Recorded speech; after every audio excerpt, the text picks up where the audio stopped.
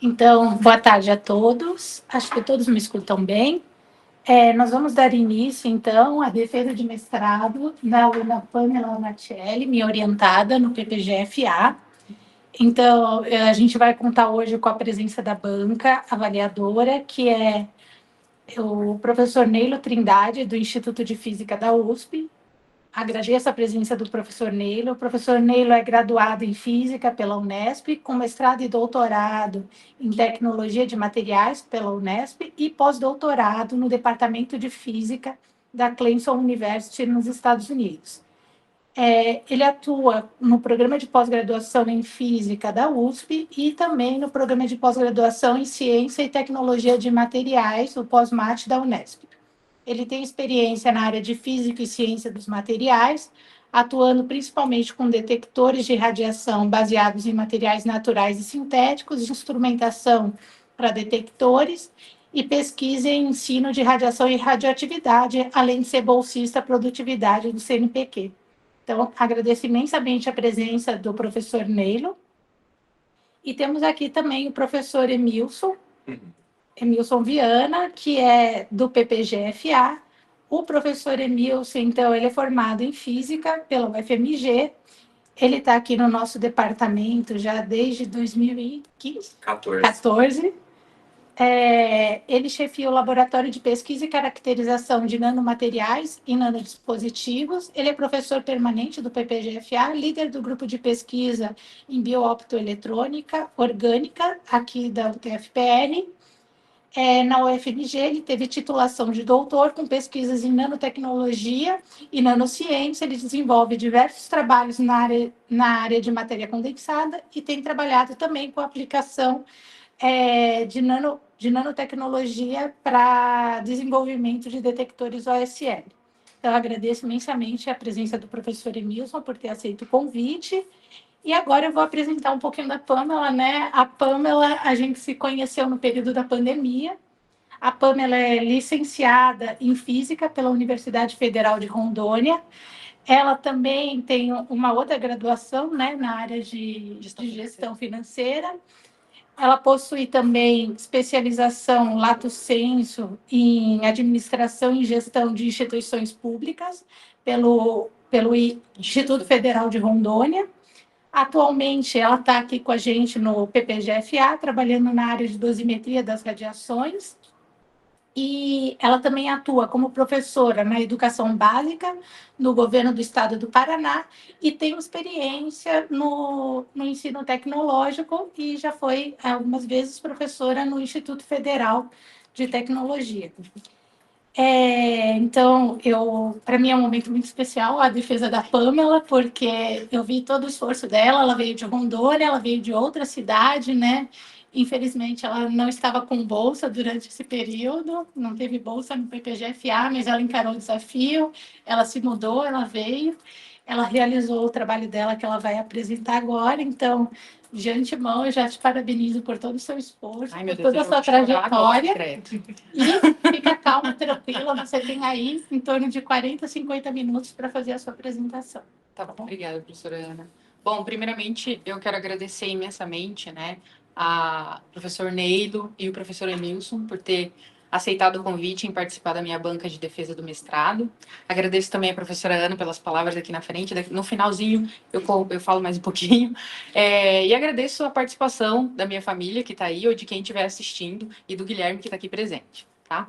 Então, eu sou a Pamela, eu sou aluna de pós-graduação em Física e Astronomia da Universidade Tecnológica Federal do Paraná, e hoje eu estou aqui para apresentar o meu trabalho de pesquisa, que tem como titulação Produção e Caracterização de Filmes OSL, baseados na Florita Natural Brasileira, sob orientação da professora doutora Ana Luísa Maltês.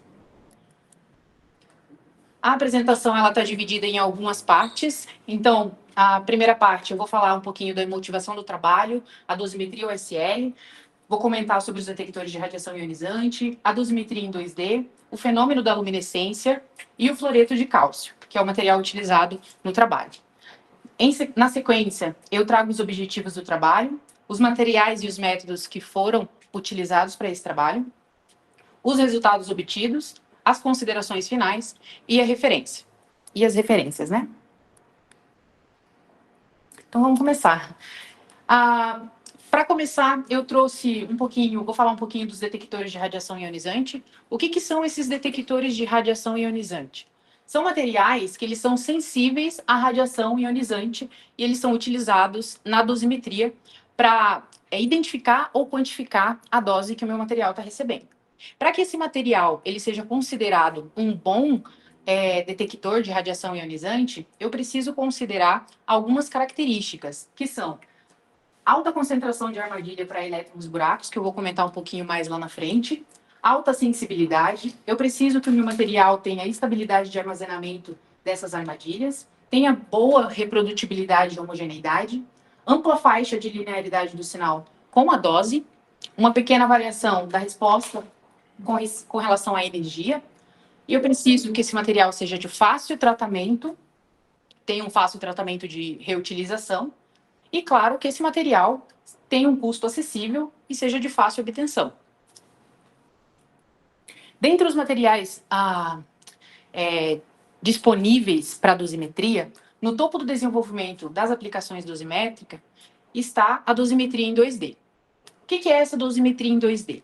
A dosimetria em 2D, ela utiliza detectores em forma de um filme ou de uma folha flexível. E dentre as técnicas possíveis para acessar a informação de dose no meu material, eu tenho a luminescência opticamente estimulada. O que é essa luminescência opticamente estimulada? Também denominada OSL, é onde eu utilizo um sinal, um estímulo luminoso para acessar a informação de dose do material. E essa técnica OSL, ela possui algumas vantagens, como, por exemplo, se eu utilizar um curto período de leitura, eu consigo não extinguir o sinal e assim fazer a releitura do meu material. Mas, em contrapartida, dependendo do seu objetivo ou dependendo da dose que esse material recebeu, eu vou ter, utilizando essa técnica, um fading, que é o desvanecimento do sinal ao longo de um período. Então, isso pode acabar sendo um problema caso esse material tenha sido submetido a uma dose muito baixa e eu tiver um fade alto, isso pode eu acabo não tendo leitura no material. E, claro, a instrumentação para esse tipo de detector, né? Um detector, a gente não tem instrumentação ainda, um leitor que consiga fazer a leitura de um filme. O mais próximo que a gente tem de um filme OSL é a fita da Luxel, a fita Luxel da Landauer, baseada no óxido de alumínio. Essa fita ela é utilizada comercialmente. E é a imagem que vocês estão vendo aqui, né, em cima. Só que essa fita, a dosimetria dela é apenas em uma dimensão. E outro detalhe é que ela é comercializada do jeito que está aqui, e depois de ter feito a leitura, né, eu descarto esse material.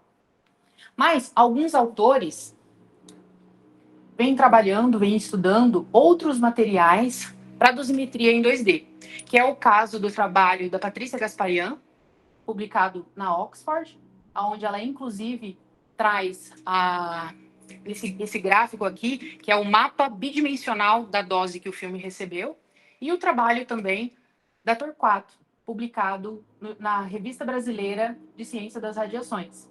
E ela também traz um mapeamento bidimensional da dose, representada em um simulador eu não consigo falar. Antropomórfico, que simula, né, uma cabeça humana. Então, essa dose a gente consegue visualizar através desses pontos em verde que vocês estão vendo aí.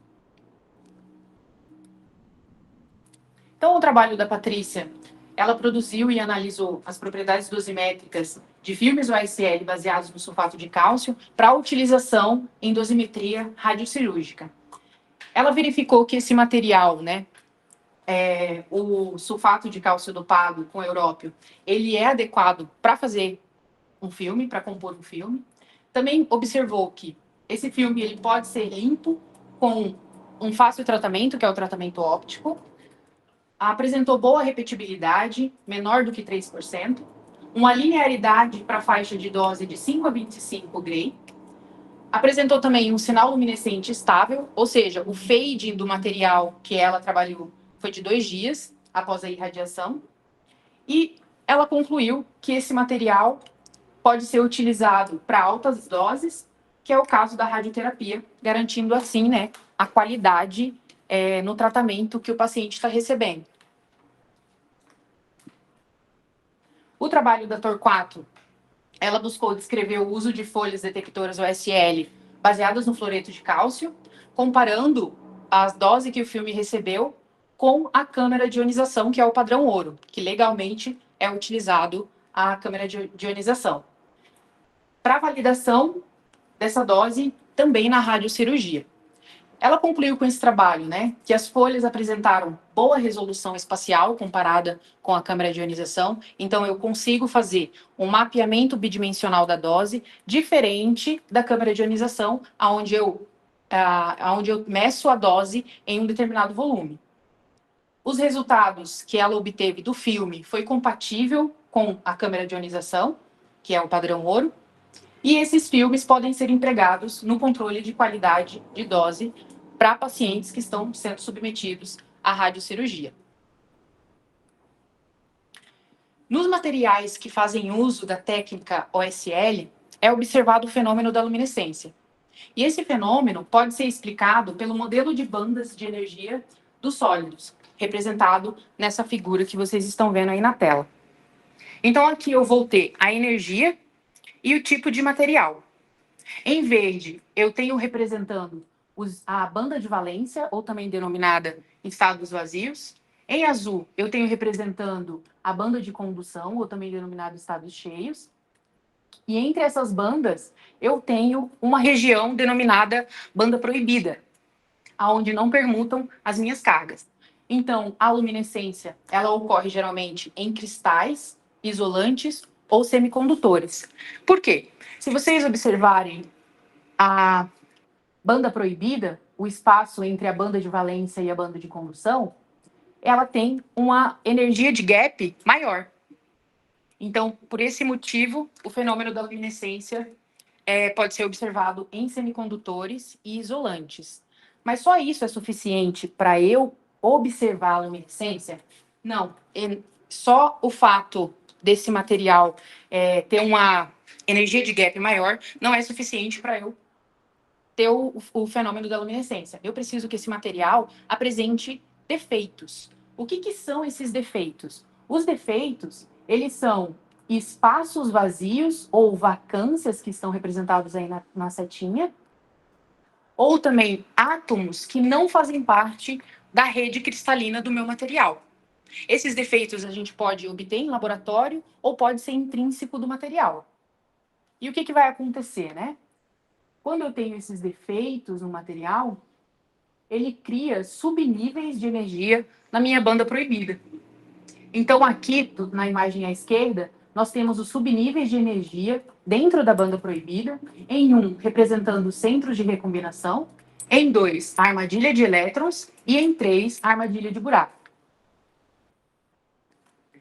Para representar, explicar melhor o fenômeno da luminescência OSL, eu trouxe um diagrama que vai desde a irradiação do material até o fenômeno da luminescência. Então, nessa parte de cima, eu tenho o que pode estar acontecendo, o que está acontecendo externamente no meu material. E na parte de baixo, eu tenho o modelo de banda simplificado. Por que simplificado? Porque eu vou ter uma armadilha de elétron e uma armadilha de buraco. Eu tenho esse modelo de banda simplificado, que é o que pode estar acontecendo dentro do meu detector. Então, explicando como é que funciona, né?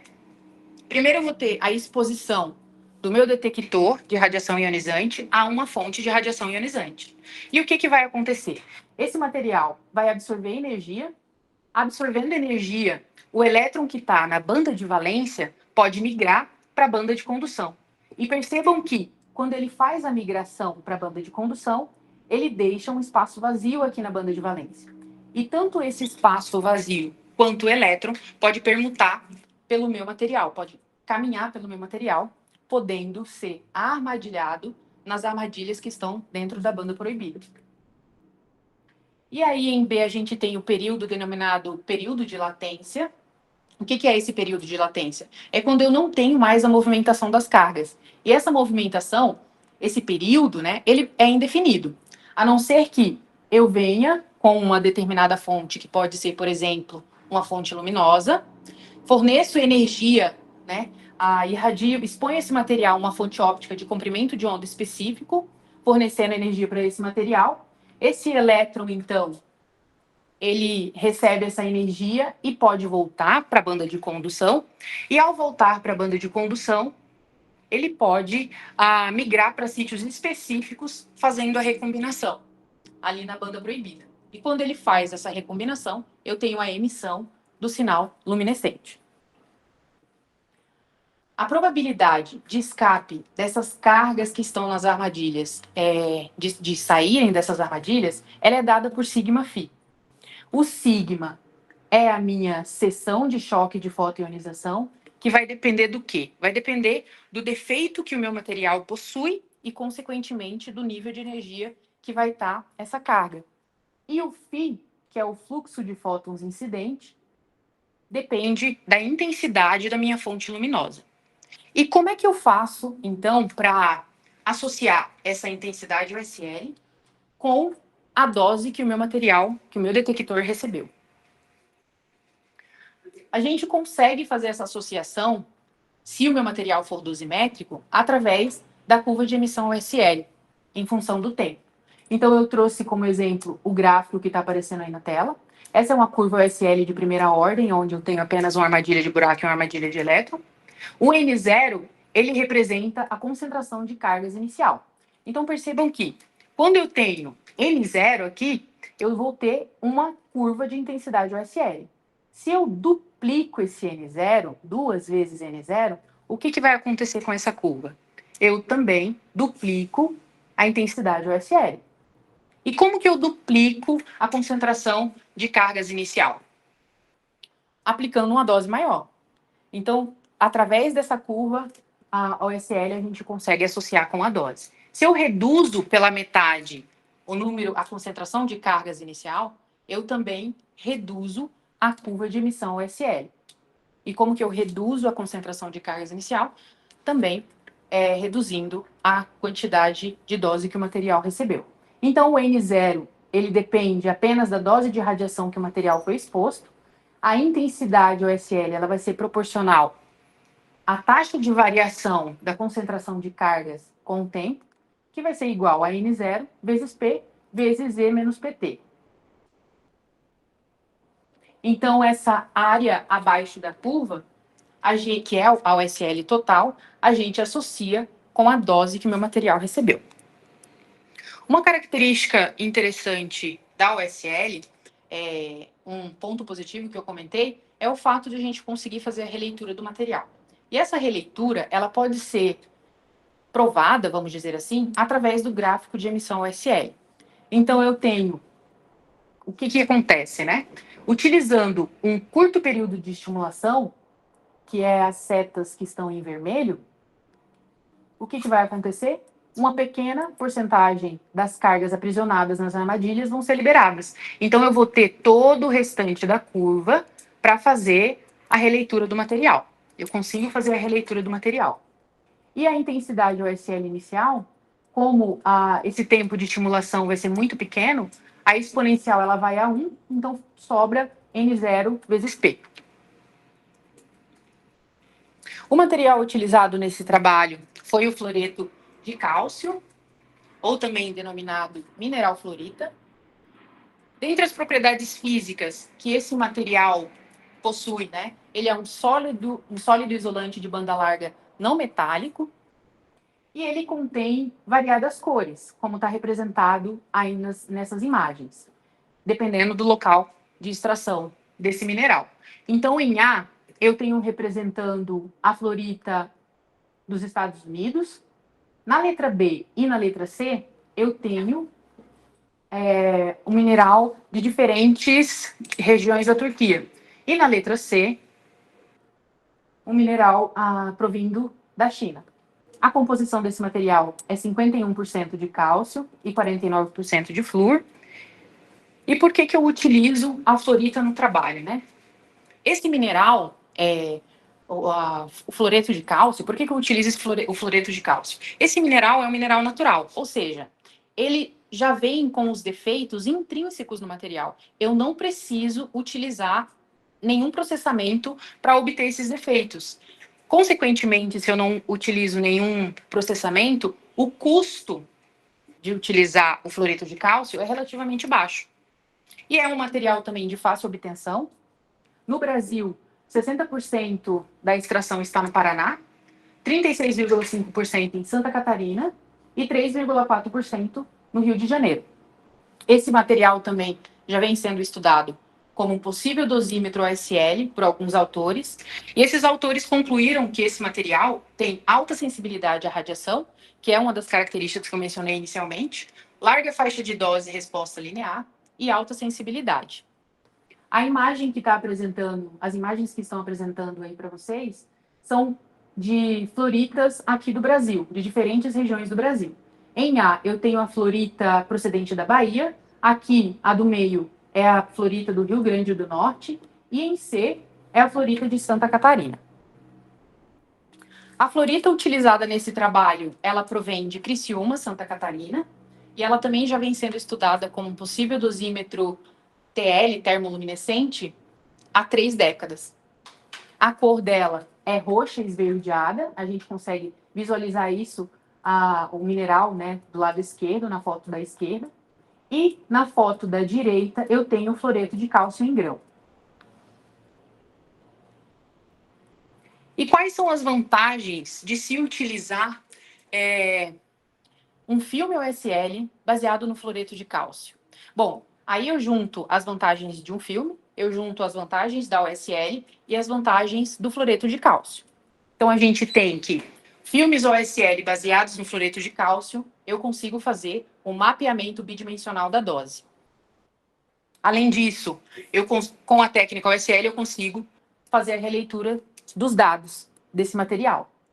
E com isso, o uso desse tipo de detector, utilizando esse tipo de detector, é continuado. Eu não descarto o meu material, consequentemente, eu vou ter uma economia de energia na fabricação, o custo é relativamente baixo, o tratamento de reutilização é utilizando luz, e é um material acessível que tem em abundância aqui no Brasil. Desvantagem. A desvantagem também faz parte da desvantagem da técnica OSL. Então, eu tenho um fade de dias, que para doses baixas isso pode ser um problema, né? Se eu tenho um fade alto e doses baixas, eu não vou conseguir obter sinal do meu detector. E a falta de leitor em 2D. Eu ainda não tenho uma instrumentação que faça a leitura desse material, desse filme inteiro. O objetivo geral do trabalho foi, então, produzir filmes detectores OSL de fluoreto de cálcio com base na fluorita natural brasileira e descrever as propriedades dosimétricas visando aplicações em dosimetria das radiações. Objetivo específico: desenvolver a metodologia de produção dos filmes detectores de fluoreto de cálcio, avaliar as propriedades dosimétricas, sensibilidade, a reprodutibilidade, a homogeneidade, o fading, a resposta em energia e o tratamento óptico utilizando a técnica OSL, e estabelecer protocolos de reutilização desses detectores após a exposição à radiação ionizante, propor e direcionar as possíveis aplicações dosimétricas desses filmes depois de ter feito as análises dessas propriedades. Agora eu vou apresentar os materiais e os métodos utilizados no trabalho. Para a produção desses filmes, eu utilizei a fluorita brasileira, com moagem feita na UFPR, o silicone acético, amido de milho e materiais de laboratório, laminador manual e um perfurador de 6 milímetros de diâmetro. A proporção dos materiais que compõem o filme, elas estão nessa tabela que vocês estão vendo. Foram utilizadas 2 granulações, menor que 50 micrômetros e menor que 200 micrômetros. Percebam que a proporção do material, ela segue a ordem fluorita, amido de milho e silicone acético. Então, o filme 1, percebam que o filme 1 e 3, ele contém a mesma proporção de material, se diferenciando apenas na milímetros ali, né, da espessura desses filmes. O filme 2 é o filme que contém maior tamanho de grão. E o filme 4 é o filme que possui maior concentração de fluorita e menor tamanho de grão. Para a irradiação desses filmes, foram utilizados 3 fontes de radiação. Raio-X industrial MG 450 Philips de 300 kV, que é a primeira foto que vocês estão vendo aí. E também foi utilizado fonte de radiação gama cobalto 60, com atividade no dia de 3,81 vezes 10 elevado a 13 becquerel. O riso TL-OSL DA20, equipado com fonte de radiação beta-estrôncio-ítrio. E para a leitura do material dos filmes, também foi utilizado o riso, com potência, com 90% de potência dos LEDs azuis, de comprimento de onda de 470 nanômetros, intensidade na amostra de 80 miliwatts por centímetros quadrado, e filme Roya U340 com janela de emissão no ultravioleta. E é esse aparelho que vocês estão vendo do lado da telinha do computador aí. Para detector de referência, foi utilizado a câmera de ionização e controle, sequência, registro das informações, leitura e visualização, foi utilizado 2 softwares. Esses softwares eles são fornecidos pelo fabricante e foram utilizados, então, o Sequence Editor e o Software Analyst. Método para a produção dos filmes, né? Primeiramente, a fim de eliminar qualquer tipo de sinal residual que o fluoreto de cálcio possa ter, esse material passou por um tratamento térmico, com temperatura de 600 graus Celsius, por 30 minutos e resfriamento à temperatura ambiente. Os materiais, após o resfriamento, foram misturados, seguindo a sequência fluorita, amido de milho e silicone asséptico, até formarem uma mistura homogênea que está representada aí na letra C, em forminha de uma massa, vamos dizer assim. Então, o filme foi aberto em um laminador manual, esperado 24 horas para ser feita a secagem desses filmes. Após a secagem, esses filmes foram cortados, as amostras foram cortadas com um perfurador de 6 milímetros de diâmetro e embalados. Na sequência, foi feita a irradiação desses filmes com as 3 fontes que eu mencionei e a leitura também no leitor riso TL OSL DA20. A qualidade e filtração da radiação do tubo de raio-x foi estipulada utilizando a norma internacional ISO de 1996. E essa norma já foi implementada em laboratório pelo trabalho da Guimarães. Então, o que diz essa norma, né? Se eu utilizar 180 kV do potencial do meu tubo e as seguintes filtrações, 1 milímetro de alumínio, 0,25 milímetros de cobre, 0,8 de estanho, eu vou obter uma energia efetiva de 110 keV. Então, foram selecionadas 4 qualidades, de 29 até 110 de energia efetiva. E agora eu vou apresentar os resultados obtidos no trabalho. O primeiro deles, né, foi os filmes produzidos. Esses são os filmes que foram produzidos, a minha matriz e os filmes 1, 2, 3 e 4. Eu chamei de matriz porque essa matriz é o filme que não tem material detector, ela não tem a fluorita. E aqui a curva de emissão OSL dos 4 filmes e da minha matriz. Então, percebam que os filmes que contêm maior curva de emissão é o filme 2, em vermelho, e o filme 4, em azul. O filme 1 e o filme 3, a curva de emissão deles caminham praticamente juntas, né? E a minha matriz mostrando aqui embaixo que ela não tem sinal OSL. Lembrando que o filme 2 é o filme com maior grão, o filme 4 é o filme com maior concentração de fluorita, o filme 1 e 3 é a mesma proporção de material, se diferenciando alguns milímetros ali na espessura. Outra análise feita foi a da sensibilidade. O que é a sensibilidade, né? É onde eu verifico se esse filme ele é sensível à radiação ionizante. Para essa análise, a gente utiliza a curva de dose e resposta desse filme a uma determinada radiação.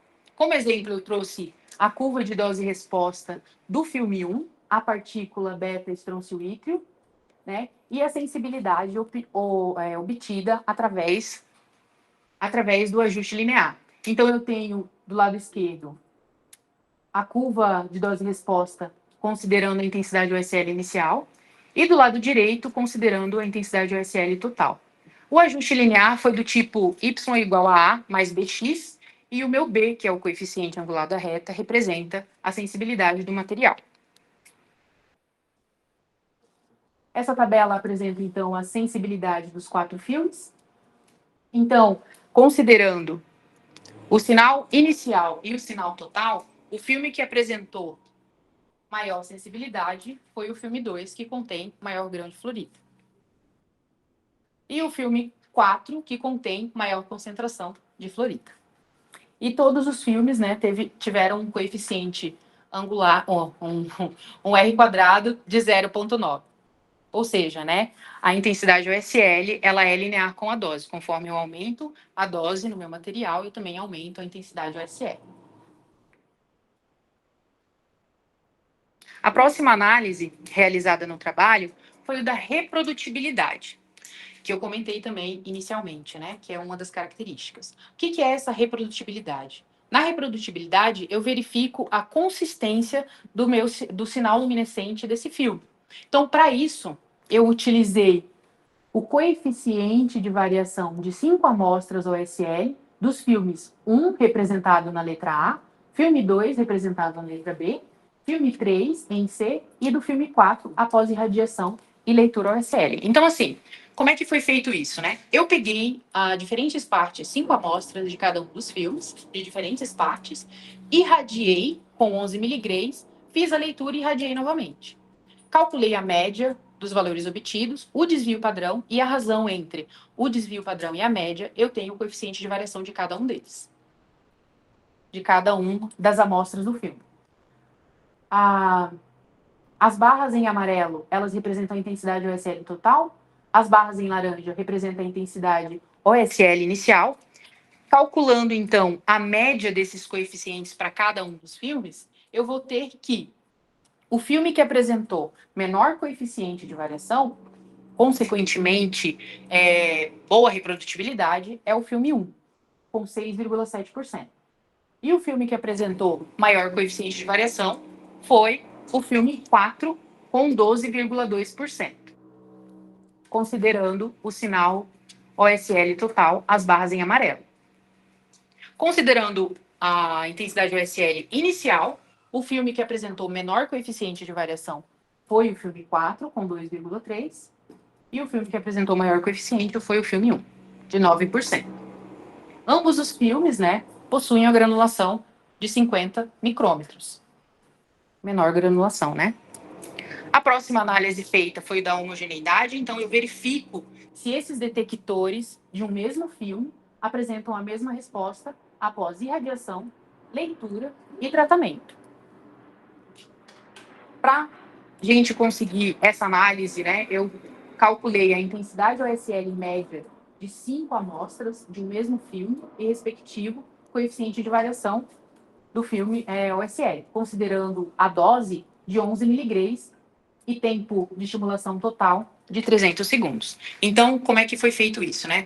Traduzindo, eu utilizei 5 amostras do mesmo filme e irradiei com 11 miligramas. E aí eu calculei a média da intensidade OSL obtida nesses 5 detectores. Então, eu tenho a média da intensidade OSL para cada um dos filmes, considerando o sinal inicial e o total e o respectivo coeficiente de variação. Novamente, quanto menor o coeficiente de variação, melhor é a homogeneidade desse filme. Os filmes que apresentaram maior intensidade OSL, considerando o sinal inicial e total, foram os filmes 2 e o filme 4. E os que apresentaram também maior coeficiente, né? E o filme que apresentou menor coeficiente, considerando o sinal inicial, foi o filme 1, com 2,7%. E considerando o sinal total, foi o filme 3, com 4,3%. Esses filmes, né, lembrando que eles têm, o filme 1 e o filme 3, eles têm a mesma proporção de material. Próxima análise feita foi do fading. O que é o fading, né? O fading é o desvanecimento do sinal óptico do meu filme.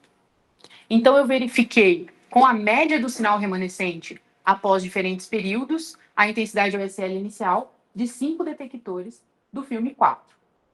Então, nesse gráfico, eu vou ter a intensidade remanescente do meu filme, do filme 4, e aqui embaixo os períodos selecionados. Então, assim, eu irradiei a minha amostra e li imediatamente, que é o primeiro ponto que está aparecendo ali. Eu irradiei a amostra e li 1 hora depois, e assim por diante. Percebam que no primeiro dia, o sinal remanescente é de 66,34%. E o fading, após 3 dias, ele permanece estável em 50%. Em seguida, foi feita a análise da resposta em energia desses filmes. Então, para análise da resposta em energia, eu utilizo a sensibilidade obtida pela curva de dose-resposta. Então, eu trouxe como exemplo, né, a curva de dose-resposta do filme 2 à esquerda e do filme 4 à direita, quando eles foram expostos a fótons de raio-x de qualidade E2. E essa a intensidade OSL, ela foi corrigida pela sensibilidade individual de cada filme. Por que eu faço a correção da sensibilidade individual? Faço essa correção, né? Porque a fim de eliminar o fato, a influência do meu filme não ser homogêneo e não ter a mesma resposta. Então, através dessa curva de dose-resposta, eu encontro a sensibilidade do material. O ajuste linear feito nos gráficos foi do tipo y igual a mais bx, e o b representa a sensibilidade, né? Aqui nessa tabela, então, eu tenho a sensibilidade do filme 2 e do filme 4 para fótons de diferentes energias.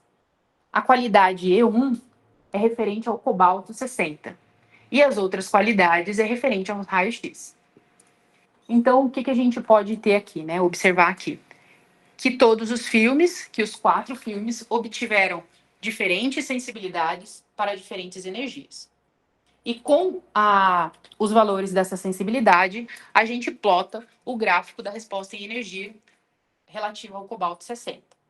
Então, eu tenho aqui, porque é relativo ao cobalto, né? Porque o cobalto, ele tem uma energia muito bem definida.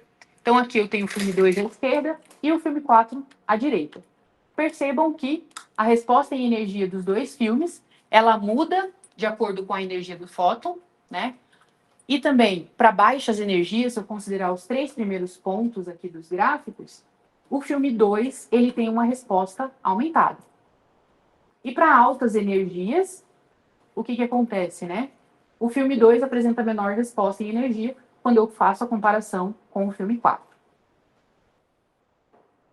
O tratamento de reutilização, o que é esse tratamento de reutilização? É onde eu verifico se o meu detector ele pode ser limpo para poder ser reutilizado. Para isso, a gente utiliza a média das razões entre a intensidade OSL depois e antes do tratamento óptico e foi selecionado 3 tipos de fontes de luz. Essas amostras elas foram expostas à dose de 11 mg e estimulada com lâmpada azul de 10 watts, com intensidade resultante na amostra de 7 miliwatts por centímetros quadrados e ficaram expostas ali por 16 horas. Também foi utilizado LED azul do leitor riso, né, com intensidade resultante na amostra de 80 miliwatts por centímetros quadrados, e elas ficaram ali por 30 minutos. E também o ultravioleta por 5 horas. Assim, a gente tem nessa tabela a intensidade OSL remanescente do filme 2, 3 e 4. Percebam que, utilizando o LED azul, a lâmpada azul de 10 watts, eu consigo fazer com que a intensidade OSL diminua. Ou seja, eu posso limpar o meu filme utilizando essa lâmpada de 10 watts. Mas para isso, né, eu precisaria deixar, de repente, esses filmes expostos por mais tempo, por uma quantidade de horas maior.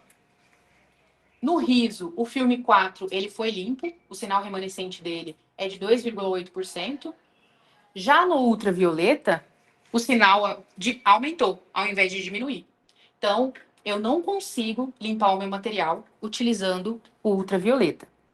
Essa é a curva de intensidade OSL do filme 4, antes e ao longo do tratamento óptico feito no riso, com um tempo de estimulação de 30 minutos. Então, a primeira curva que está aparecendo ali, preta, é antes da estimulação. Essa é a curva de emissão OSL. E aqui, ao longo do tratamento no riso, chegando naquela intensidade remanescente que eu mostrei anteriormente, de 2,8%. Ou seja, né? O sinal OSL, então, ele pode ser limpo utilizando o LED azul e também pode ser limpo utilizando a lâmpada de 10 watts, mas não pode ser limpo utilizando o ultravioleta. Considerações finais do trabalho. Através dessa pesquisa, através do trabalho, foi possível obter uma metodologia para a produção dos filmes.